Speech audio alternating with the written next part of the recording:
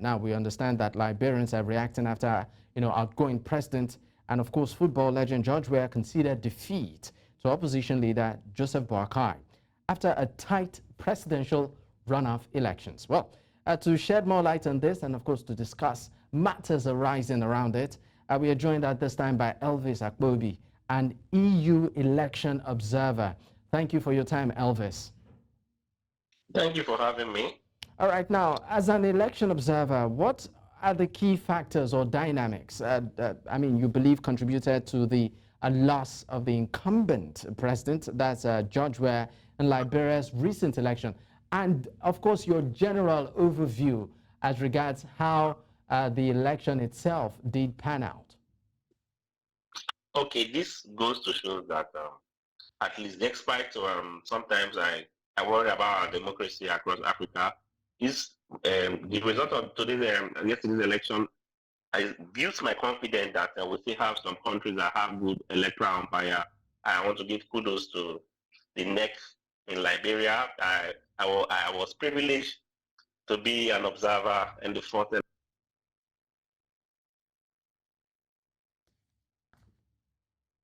Elvis, apparently we cannot hear you. Please, can you unmute your device? The voice okay, it's good now. We can hear you. The voice of the people spoke. The actions of the vote of the people is a reflection of what you are saying today. In some countries in Africa, I wouldn't want to mention names. If what happened in the first election took place, a winner will be declared. Even days before in the evening of that election, the first election, there were predictions that there would be a runoff, and today we had they got a runoff, and today a winner has been declared. And my only worry is that today they've been able to they put forward young people youth advocates. Liberians at the time trusted governance to a young person, and it seemed as if it didn't meet up to expectations. And we have been advocating for youth inclusion, young people being president and holding other key positions. But today, the people of Liberia have shown that it's not about being young, it's about having capacity to deliver what the people really need. And that is what we saw in Liberia. The people are happy. I've made calls, I've discussed with some of my partners and friends in Liberia. They are happy that their votes counted. And I think other countries across Africa should emulate what Liberians did and what the electoral umpire in Liberia did. All right, now let's talk about certain factors, of course, that played out during this particular poll, and of course their contribution to the eventual turnout. Now, these factors include public sentiment and also voter turnout and the institution in Liberia. How much of an influence did you think that they have in the entire process, electoral process itself, to an eventual, outcome that it appears most of Liberians are happy with? Yeah, for the first time, this is the first time they are conducting an election where we didn't have the UN, we didn't have policemen, I was privileged to move around polling units in Liberia as an observer, and I walked to several polling units with my colleagues, and where I saw peaceful election going on. I saw people being happy. There was no place I went and I perceived electoral violence. And today, I keep telling people that we complain as Nigerians, we complain every day that our electoral umpires are bad and they don't do this, we don't trust them and all that. These people, they are not computers. They are human beings shaped by their environment, their mindset.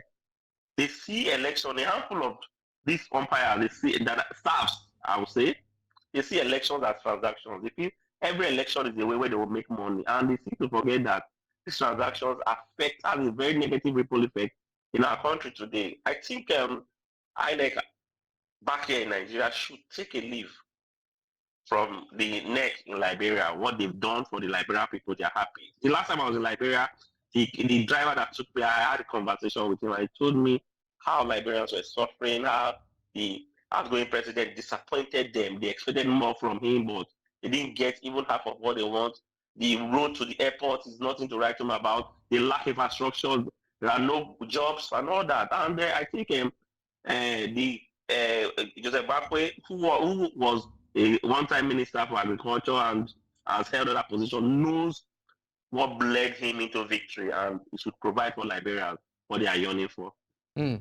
Now, this particular elections, would you say it came without its own challenges and maybe irregularities?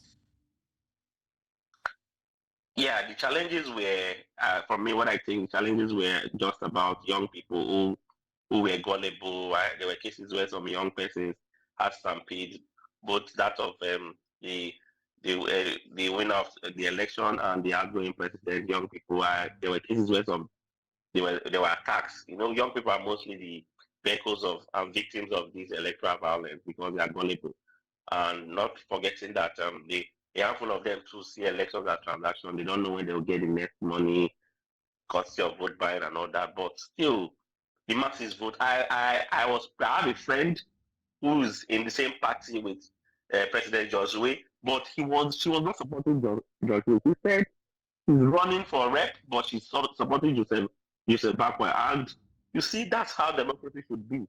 That she does not believe in the policies of the outgoing president. And today, that's what you're saying. I think other countries across Africa should take a leap from what the NEC in Liberia have done. The Liberian people are happy. Now, before I let you go, let's talk about the implication of this particular election on the political landscape of Liberia and also their relationship with both the regional community and international community, and also maybe take away, for other countries across the world, particularly in the African continent. Okay, for me, I think the winner of this election is an experienced person and he knows what the people want. I think he should start galvanizing stakeholders and other international bodies on how to grow Nigeria because Liberia is they are blessed with natural resources. They are youth confident and full of potentials. I think it's time to harness the potential to the betterment of Liberia. While I still want to commend George Weah for his for condescending to victory, for pulling out, for making that call and all that, he should from his body language and from what he has done, I think they should unite and make Liberia better. Thank you. All right, thank you so much for your time, Elvis. Thanks for having me.